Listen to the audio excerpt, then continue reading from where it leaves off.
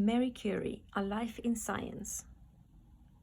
Mary was born in Warsaw in Poland in 1867. She was the daughter of two teachers. At school, Mary was an excellent student. She was very intelligent and she wanted to be a scientist. At that time, there weren't any universities for women in Poland, but there was one in Paris. Mary didn't have any money, so she worked as a teacher for 5 years. Sorry, Mary, you can't come in. In 1891, she went to Paris to study science and maths. She worked very hard and was the best student in her class. In 1894, Mary met her husband, Pierre Curie. They had 2 daughters, Irene and Eve. Pierre was also a scientist, and he and Mary worked together. They discovered 2 chemicals, radium and polonium. They worked with other scientists to develop X-rays.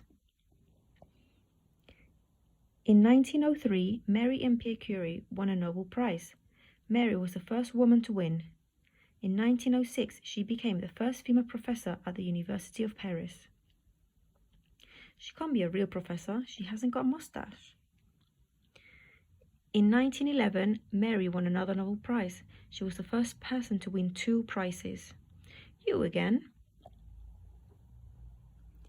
In 1914, World War I started. Mary wanted to help, so she worked for the Red Cross. She and her daughter Irene learned to use X-rays. After the war, Mary continued to teach and work as a scientist.